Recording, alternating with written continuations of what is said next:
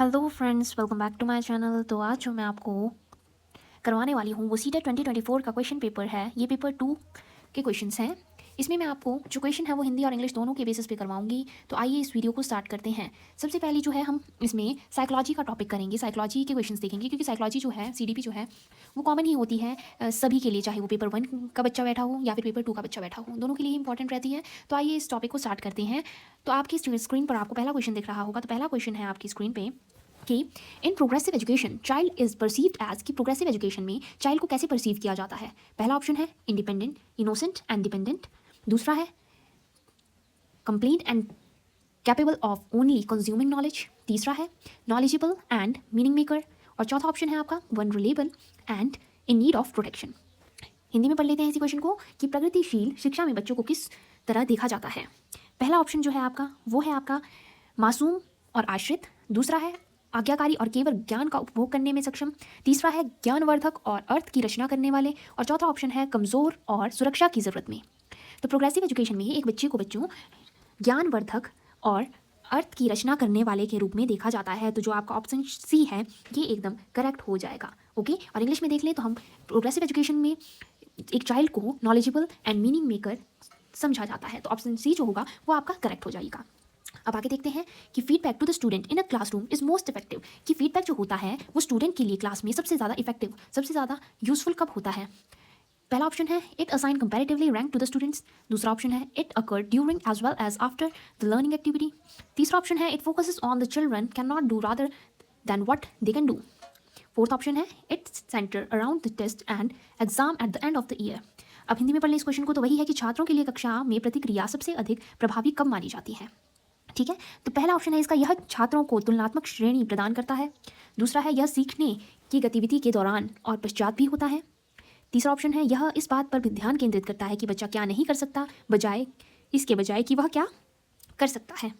Fourth option है यह वर्ष के अंत में परीक्षण और परीक्षा पर केंद्रित होता है। तो इसमें सेकंड क्वेश्चन का आंसर जो बच्चों हो जाएगा वो है आपका सेकंड ऑप्शन, यह सीखने की गतिविधि के दौरान और पश्चात भी होता है, कि बच्चा जब सीख रहा है तब भी आप उसको फीडबैक दे सकते हो, और जब उसने सीख लिया है उसके बाद भी आप उसको असेस कर सकते हो, मतलब आप उसको फीडबैक दे सकते हो। आइए अब अगला क्वेश्चन करते हैं। अगला क्वेश्चन जो है वो आपकी स्क्रीन पर इस टाइप से है। ये है कि during adolescence the pressure to conform the gender expectation and follow convention of femininity and masculinity increases. Gender roles are determined biologically. तब आपको इसमें ऑप्शंस बताने हैं, आप ऑप्शंस पढ़ लीजिए A B C D इसमें दिए गए हैं। हिंदी में मैं आपको पढ़ देती हूँ कि किशोरावस्था के दौरान जेंडर अपेक्षाओं के अनुरूप स्त्रीत्व और पुरुषत्व की परंपराओं का पालन करने के लिए दबाव बढ़ जाता है। और इसका कारण ये दिया गया है कि जेंडर और जेंडर भूमिकाएं जैविक रूप से निर्धारित की जाती हैं। तो आपको ये तो पता है कि जो ये बात है इसमें आपको ये बताना है कि कौन कौन से विकल्प जो हैं वो इसमें सही है। तो आपको एक बार पढ़ लीजिए आपके अकॉर्डिंग इसका आंसर क्या होगा। इसके अकॉर्डिंग देखिए, पहला तो एकदम सही बोला इन्होंने कि जो किशोरावस्था के दौरान जेंडर अपेक्षाएं जो होती हैं वो बढ़ जाती हैं, क्योंकि बच्चों पे क्या होता है, दबाव बढ़ जाता है। मतलब आपका विकल्प ए तो सही है, लेकिन वो बायोलॉजिकली नहीं होता, it is not dependent upon biology. तो आप ये लिख सकते हो इसका जो आंसर हो जाएगा वो हो जाएगा ए सही है लेकिन आर गलत है। तो आंसर ऑप्शन 3 जो है वो आपका सही हो जाएगा। आइए आगे बढ़ते हैं, अगले क्वेश्चन पर चलते हैं। अगला क्वेश्चन है सुनीता अ 12-year-old girl show Sunita, a 12-year-old girl, show exceptional musical ability. Both her parents accomplished singer and they sent her for classes of voice training after school. Her capability are more likely to be result as the interaction between. पहला option है growth and maturation, दूसरा है nutrition and discipline, तीसरा है heredity and environment, और चौथा है gender identity and genetic makeup. अब मैं इसी क्वेश्चन को हिंदी में पढ़ लेती हूँ कि सुनीता एक 12 वर्षीय लड़की विशेष संगीतीय क्षमताएं रखती है। उसके माता पिता दोनों ही निपुण गायक हैं। वे सुनीता को अपनी आवाज़ को और बेहतर करने के लिए प्रशिक्षण कक्षा में भेज रहे हैं। सुनीता की यह क्षमता संभावित रूप से किन कारकों के अंतः क्रिया का परिणाम है। तो पहला ऑप्शन है इसका वृद्धि और परिपक्वता, दूसरा है पोषण और अनुशासन, तीसरा है आनुवंशिकता और वातावरण, और चौथा है लैंगिक पहचान और अनुवांशिक संरचना। तो इसका आंसर तो बहुत ही आसान है बच्चों, क्योंकि उनके पेरेंट्स भी गायक हैं, बच्चा भी आगे गायक है, उसकी वॉइस बहुत अच्छी है। तो ये डिपेंड करता है उसकी हेरिडिटी पे पूरा डिपेंड कर रहा है। तो ऑप्शन जो आपका सी हो जाएगा वो सही हो जाएगा। तीसरा ऑप्शन जो है अनुवांशिकता और वातावरण, उस पर वो बहुत ज़्यादा डिपेंड करेगा। तो ऑप्शन नंबर सी आपका सही है। अगला है sensitive periods are those time periods during which certain dash especially important course of normal development, genetic dispositions, दूसरा है इथनिक फैक्टर, तीसरा है एनवायरमेंटल फैक्टर और चौथा है हेरिडिटरी फैक्टर। हिंदी में पढ़ लेते हैं कि संवेदनशील अवधि वह समय अवधि है जिसके दौरान कुछ डैश विशेष रूप से सामान्य विशेष विकास का के लिए महत्वपूर्ण होती हैं। एक बार फिर से पढ़ा देती हूँ मैं आपको कि संवेदनशील अवधि वह समय अवधि होती है जिसके और दौरान क्या होता है बच्चों, कुछ डैश विशेष रूप से सामान्य विकास के लिए महत्वपूर्ण होती है। पहला है उत्पत्ति मूलक कारक, दूसरा है पर्यावरणीय कारक, तीसरा है मानव जाति कारक और चौथा है वंशानुगत कारक। तो इसका जो आंसर हो जाएगा बच्चों वो हो जाएगा एनवायरमेंटल फैक्टर की। अगर आपका सेंसिटिव पीरियड है तो इसका जो आंसर होगा वो होगा आपका एनवायरमेंटल फैक्टर। तो आंसर नंबर ऑप्शन सी जो है वो आपका सही हो जाएगा। आइए अगला क्वेश्चन देखते हैं। In order to develop critical thinking among students a teacher should, कि क्रिटिकल डेवलपमेंट होती है डीप थिंकिंग किसी भी चीज़ की अगर आप कर रहे हो, अगर वो बच्चों में बढ़ानी हो तो एक टीचर को क्या करना चाहिए, ask only those question which are carry single answer, की ऐसा क्वेश्चन पूछें जिसका सिर्फ एक आंसर हो। Discourage the student by asking doubt in question, कि अगर बच्चा कोई क्वेश्चन पूछ रहा है तो आप उसको डांट रहे हो कि क्यों पूछ रहा है तुम मुझसे। तीसरा ऑप्शन है give question that involve interference and explanation, कि कोई ऐसे क्वेश्चन दें जिसमें वो एक्सप्लेन कर सकें और कुछ बोल सकें। और चौथा ऑप्शन है avoid question which need interference and analysis, की ऐसे क्वेश्चन को अवॉइड कर दें जिसमें बच्चा कुछ बोल रहा है, कुछ एनालाइज करना चाह रहा हो। इसी को मैं हिंदी में पढ़ लेती हूँ। हिंदी में बच्चों इसका मतलब ये है कि विद्यार्थियों को समालोचनात्मक चिंतन को विकसित करने के लिए एक शिक्षक को केवल ऐसे ही सवाल पूछना चाहिए जिनका एक ही उत्तर हो। दूसरा है विद्यार्थियों को केवल उनके संदेह और सवाल पूछने के लिए हतोत्साहित करना चाहिए। ऐसे सवाल देने चाहिए जिनमें निष्कर्ष और व्याख्याएं शामिल होती हैं। और फोर्थ ऑप्शन है इसका, ऐसे सवालों से बचना चाहिए जिसमें विवेचन और विश्लेषण की आवश्यकता होती है। तो ये बहुत ही आसान है। इसका आंसर हो जाएगा कि हमें बच्चे को ऐसा क्वेश्चन पूछना चाहिए, ऐसे सवाल देने चाहिए जिसके निष्कर्ष और व्याख्याएं जिसमें शामिल हो। इंग्लिश में देखें तो give option two that involves interference and explanation, ताकि बच्चा जो है वो डीप सोच पाए। एक्सप्लेन करेगा वो तो बहुत ज़्यादा डीप सोचेगा तभी एक्सप्लेन कर पाएगा डीप। तो आइए अगला क्वेश्चन देखते हैं। A teacher ask herself, how can I provide experience that require student to classify different types of object in environment and analyze their classification scheme. Which intelligence is she trying to promote with the students? पहला है linguistic intelligence, दूसरा है interpersonal intelligence, तीसरा है naturalistic intelligence और चौथा है bodily kinesthetic intelligence। तो आइए हिंदी में बताती हूँ मैं आपको एक शिक्षा खुद से पूछती है, मैं ऐसे अनुभव कैसे प्रदान कर सकती हूँ जिसमें छात्र को पर्यावरण में विभिन्न प्रकार की वस्तुओं को वर्गीकृत करने और उसके वर्गीकरण की स्कीमों का विश्लेषण करने की आवश्यकता हो। वह छात्रों में किस बुद्धिमत्ता को बढ़ावा देने की कोशिश करेगी, क्योंकि कौन सी बुद्धिमत्ता को बढ़ा रही है बच्चों, भाषा बुद्धिमत्ता को, प्राकृतिक बुद्धिमत्ता को, शारीरिक गति संवेदी बुद्धिमत्ता को, अंत व्यक्तिक बुद्धिमत्ता मतलब इंटरपर्सनल इंटेलिजेंस को। तो किसको बढ़ाना चाहती है बच्चों, तो इसका ऑप्शन जो हो जाएगा वो प्राकृतिक बुद्धिमत्ता से ही हो जाएगा, मतलब वो इससे नेचुरल इंटेलिजेंस बच्चे की बढ़ाना चाहती है। आइए अगला क्वेश्चन देखते हैं कि how does setting mastery goal impact a student motivation and view of ability, कि महारत हासिल करने के लिए लक्ष्य निर्धारित करने से छात्रों की अभिप्रेरणा और संयोगता के बारे में कैसे विचार प्रभावित होते हैं। पहला ऑप्शन है यह अक्सर योग्यता के स्थिर दृष्टिकोण में बढ़ी हुई आंतरिक अभिप्रेरणा और विश्वास को दर्शाता है। दूसरा ऑप्शन है यह अक्सर योग्यता के वृद्धिशील दृष्टिकोण में बढ़ी हुई आंतरिक अभिप्रेरणा और विश्वास को दर्शाता है। तीसरा ऑप्शन है यह अक्सर योग्यता और स्थिर दृष्टिकोण में बढ़ी हुई बाहरी अभिप्रेरणा और विश्वास को दर्शाता है। और चौथा ऑप्शन है यह अक्सर योग्यता और वृद्धिशील दृष्टिकोणों में बढ़ी हुई बाहरी अभिप्रेरणा और विश्वास को दर्शाता है।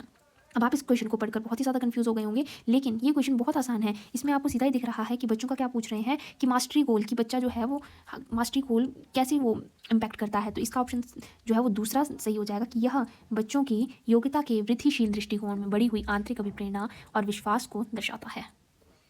अगला है Rama is a teacher who is implementing Vygotsky theory in her classroom. Vygotsky ने कौन सी थ्योरी दी गई थी, वाइगॉस्की ने सोशल कल्चरल थ्योरी दी थी। तो आइए क्वेश्चन को पढ़ते हैं कि Rama is a teacher who is implementing Vygotsky theory in her classroom. She assigns her student to work in the group to complete the challenging task. During the task, one student struggles to understand the key concept. What would be the most effective way of Rama to help the student? Provide the student with answer to perform the problem so that group can move on.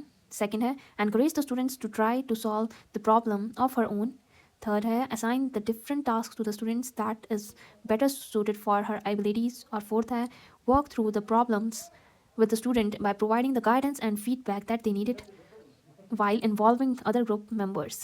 Hindi में रमा एक शिक्षिका है जो Vygotsky के सिद्धांत को अपनी कक्षा में लागू कर रही है और वह एक चुनौतीपूर्ण कार्य को पूरा करने के लिए छात्रों के समूहों को काम करने में नियुक्त करती है। कार्य के दौरान एक छात्र एक महत्वपूर्ण संकल्पना को समझने में संघर्ष करता है।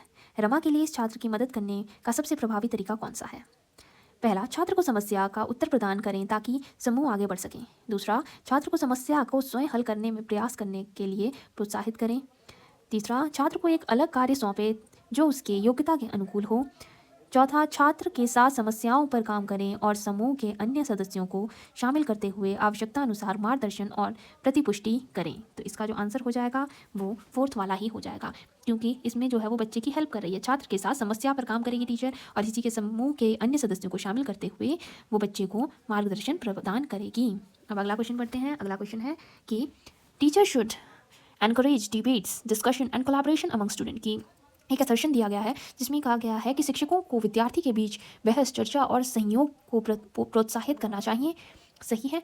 इसका रीज़न ये दिया गया है कि knowledge production is in active process and engagement in group activity hinders the meaningful learning.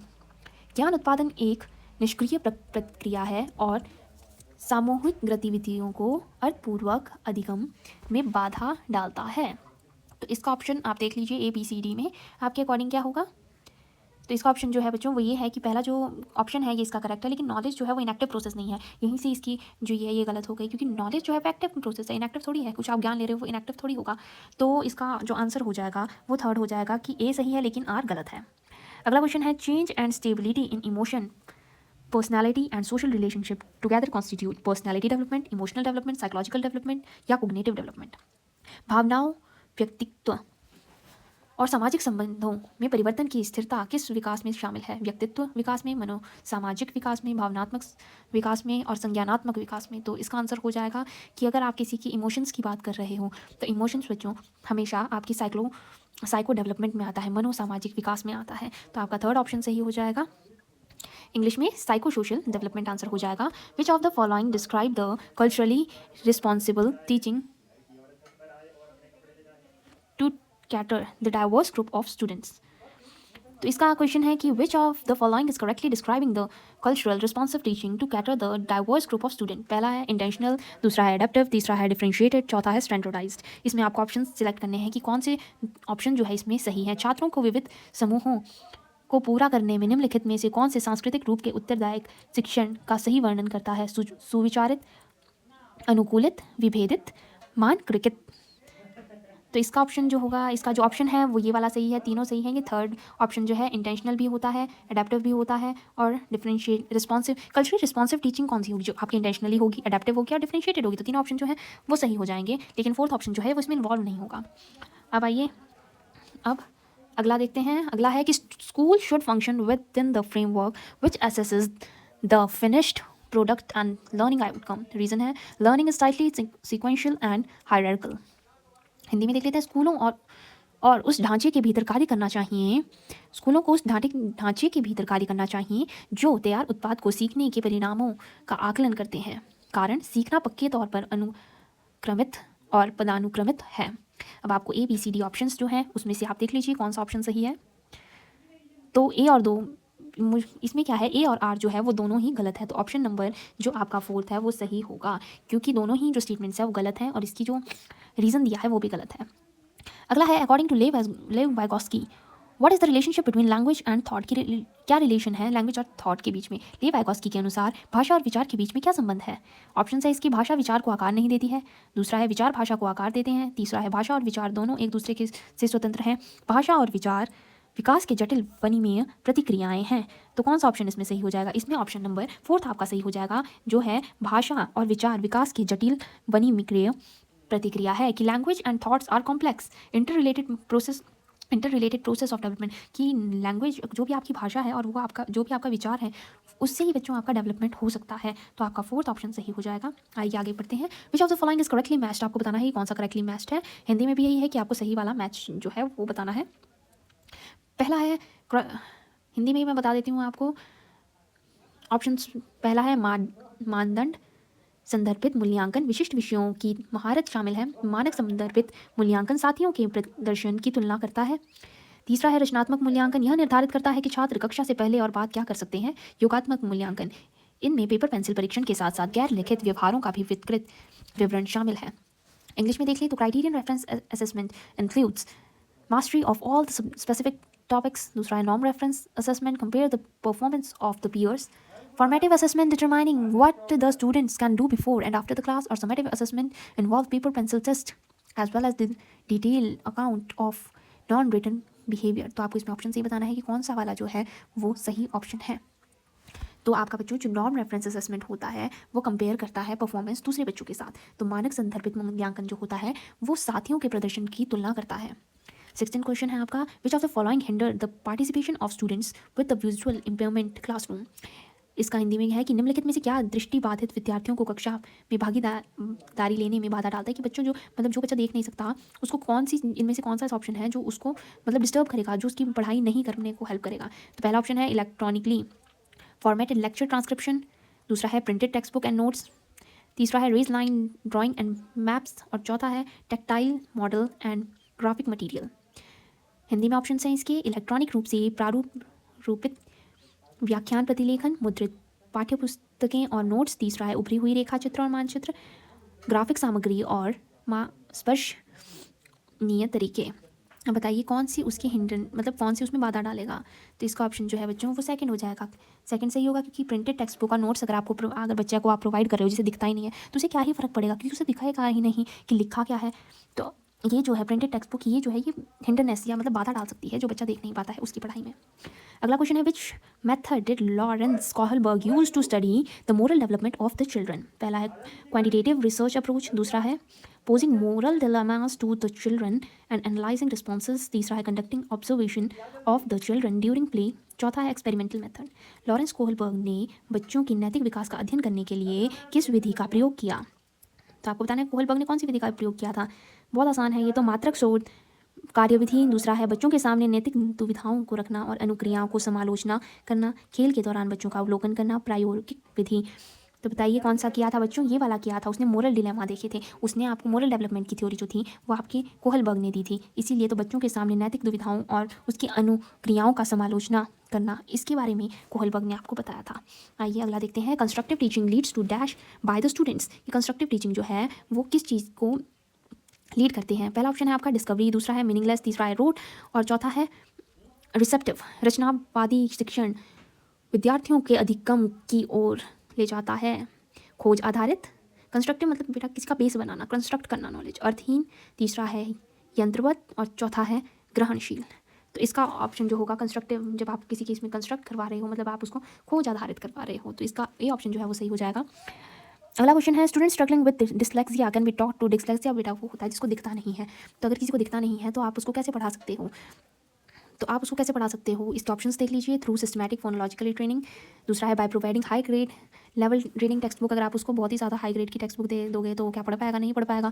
By giving long and complex passages, बहुत लॉन्ग कॉम्प्लेक्स पैसेजेस दोगे फिर भी नहीं पढ़ पाएगा वो। Through association and method of conditioning, कि अगर आप उसको बहुत कॉम्प्लेक्स मेथड दोगे या फिर एसोसिएशन, अगर आप उसको एसोसिएट करोगे और मेथड ऑफ कंडीशनिंग प्रोवाइड करेंगे तो क्या वो सीख पाएगा। तो इसका ऑप्शन जो है वो पहला आ जाएगा कि पहला ऑप्शन इसका सही है कि अगर आप उसको सिस्टमैटिकली और फोनोलॉजिकल ट्रेनिंग दोगे मतलब व्यवस्थित प्रशिक्षण के माध्यम से वो सीख सकता है बच्चों।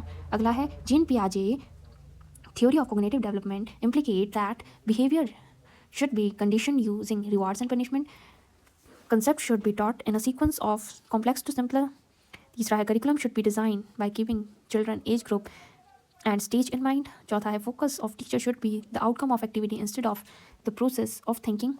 जीन पियाजे की संज्ञानात्मक विकास का सिद्धांत से यह बताया गया है कि व्यवहार को दंड और पुरस्कारों के माध्यम से अनुकूलित किया जाना चाहिए। दूसरा है अवधारणाओं को जटिल से सरल के क्रम में सिखाना चाहिए। चौथा है पाठ्यक्रम को बच्चों की आयु व चरण को ध्यान में रखकर तैयार करना चाहिए। और चौथा है शिक्षण का पल गतिविधि के परिणाम से होना चाहिए, न कि सोचने की इससे। तो बताइए इसमें क्या सही है। इसमें बच्चों जो कोहलबर्ग ने कहा था वो थर्ड ऑप्शन सही है कि पाठ्यक्रम जो है वो बच्चों के अकॉर्डिंग स्टार्ट करना चाहिए। मतलब curriculum should be design keeping children group age into the mind. अगला है यू आर द टीचर। मान लीजिए कि आप एक टीचर हैं who wants to help the student, जिनको बच्चों की ज़रूरत हेल्प करनी है। Developing metacognitive skill, metacognitive skill आपको उसकी बढ़ानी है। Which of the following strategies is most likely to foster the type of thinking? Giving student marks instead of qualitative feedback on their performance। दूसरा है encouraging students to reflect on their own learning and thinking process। तीसरा है providing students with summarized note for assignments, assigning homework that required memorizing and recall। आप एक शिक्षक हैं जो आप अपने छात्रों को परासंज्ञानात्मक कौशल को विकसित करने में मदद करना चाहते हैं। निम्नलिखित में से कौन सी रणनीति इस प्रकार से चिंतन को बढ़ावा देने के लिए सबसे अधिक संभावना है? छात्रों को उनके प्रदर्शन और गुणात्मक प्रतिपुष्टि के बजाय अंक देना। दूसरा है छात्रों को अपने स्वयं के सीखने और सोचने की प्रतिक्रिया पर विचार करने के लिए प्रोत्साहित करना।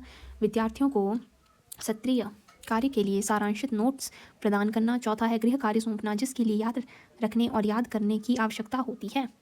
तो इसका जो ऑप्शन हो जाएगा बच्चों बहुत आसान है कि encouraging the student to reflect their own learning and thinking, मतलब छात्रों को अपने स्वयं के सीखने और सोचने के लिए प्रक्रिया पर विचार करने के लिए प्रोत्साहित करना। हम बच्चे को कहेंगे कि बच्चों खुद सोचो, अपना विचार रखो, तो हम उसके लिए उसको प्रोत्साहित कर सकते हैं। तभी तो उसके कॉग्निशन लेवल बढ़ेगा, तभी तो सोचने की थिंकिंग पावर भी तो तभी बढ़ेगी उसकी, जब हम उन्हें प्रोत्साहित करेंगे। विच of the following statement is correct about autism? Autism के लिए कौन सी जो ये है वो सही है?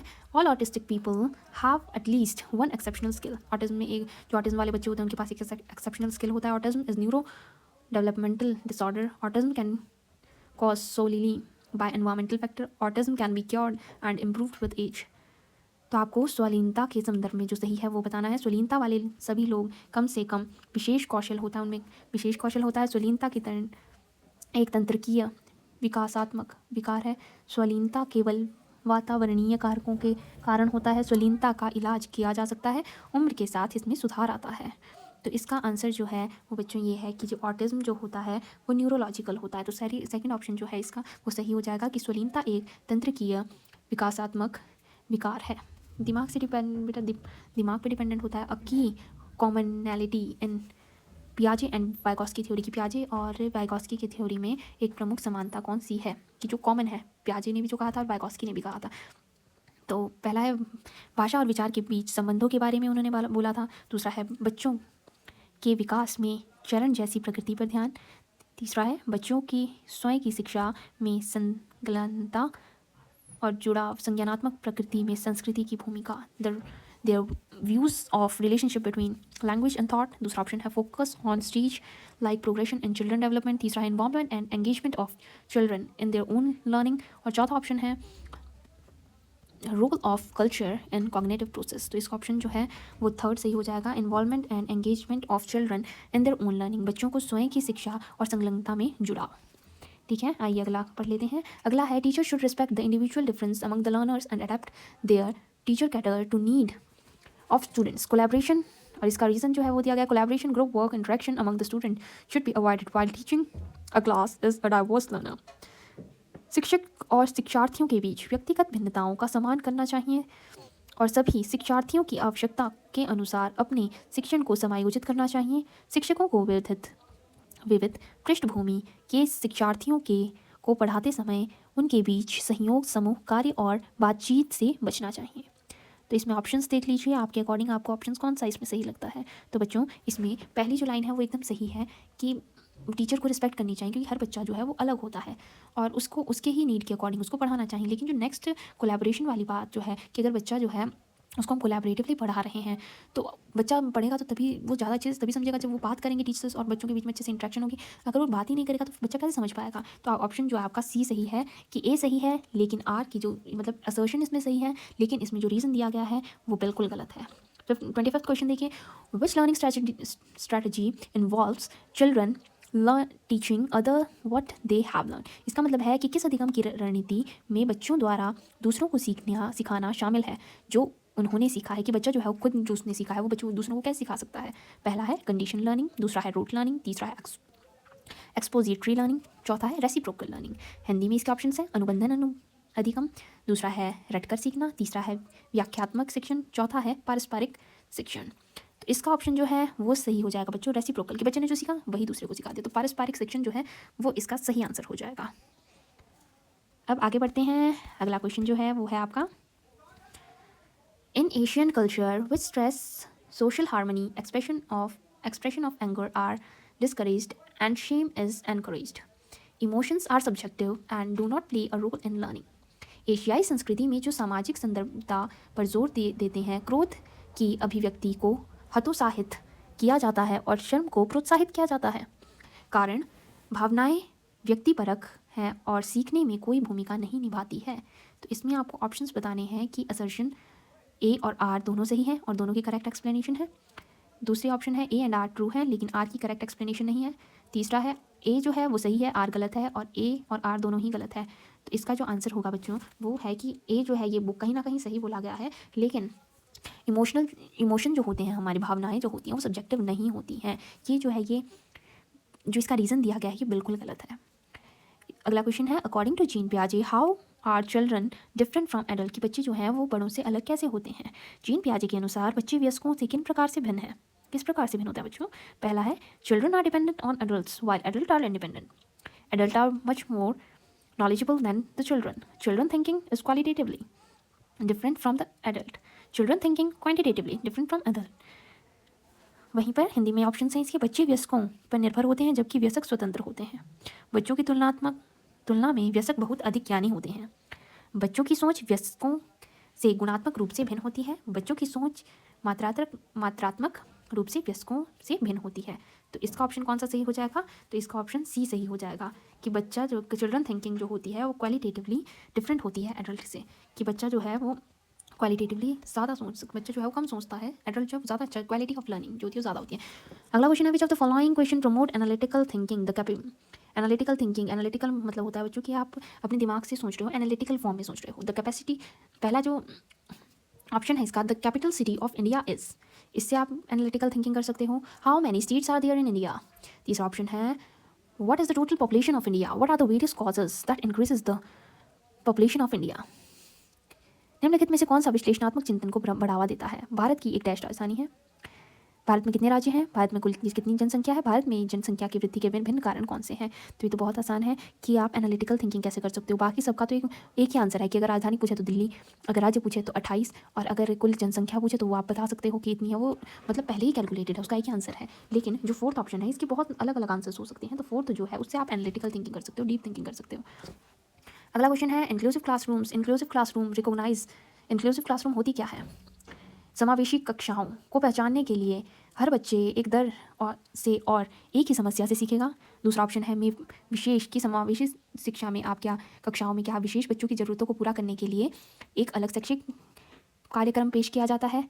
तीसरा है, अलग अलग भिन्नताओं के अनुसार विभेदित निर्देश दिए जाते हैं। चौथा है, बच्चों के बीच हर तरह की विभिन्नता को दूर करने के लिए लक्ष्य रखती है। तो इसमें जो आपका ऑप्शन जो है वो थर्ड सही हो जाएगा कि they are meant to offer differentiated instruction for, कि जैसे अगर बच्चा कोई कम सीख रहा है तो उसको अलग से मैं नॉलेज दूंगी, किसी को बहुत अच्छे समझ आ रहा है उसको मैं अलग से नॉलेज दूंगी, तो मैं बच्चे को उसके इंडिविजुअल डिफरेंस के अकॉर्डिंग पढ़ाऊंगी। 30th क्वेश्चन है कि teacher should give lot of opportunity to the children for experimentation and discuss example and non-example.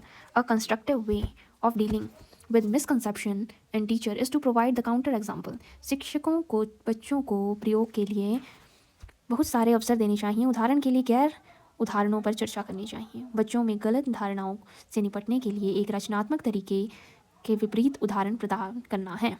तो आपको ABCD ऑप्शन पढ़ लीजिए बच्चों, वही है जो ऊपर से लेकर नीचे तक है। मैं इन ऑप्शंस को नहीं पढ़ूंगी, आप इसका आंसर मुझे दीजिए, इसका आंसर क्या होगा। देखिए बच्चों, इसमें आपको पता है कि पहली इसमें क्या बोल रहा है कि teacher should give a lot of opportunity to children, कि शिक्षकों को बहुत सारे अवसर प्रदान देने चाहिए बच्चे को। ये तो सही बात बोल रहा है, तो पहला ऑप्शन तो एकदम सही है। दूसरा है कि एक कंस्ट्रक्टिव वे किसी मिसकंसेप्शन से डील करना है, कि उसको काउंटर एग्जाम्पल देखिए, बच्चों को गलत धारणाओं से अगर हमारे को निपटना है तो हम उसको विपरीत उदाहरण दे सकते हैं। तो दोनों ही स्टेटमेंट जो है वो सही है, तो A और R दोनों सही है और दोनों की व्याख्याएँ भी सही हैं। तो बच्चों इस वीडियो में हमने CDP के क्वेश्चंस देखे। अगली वीडियो में हम नेक्स्ट क्वेश्चंस देखेंगे। तो लाइक, शेयर और सब्सक्राइब करें मेरे चैनल को। Thank you.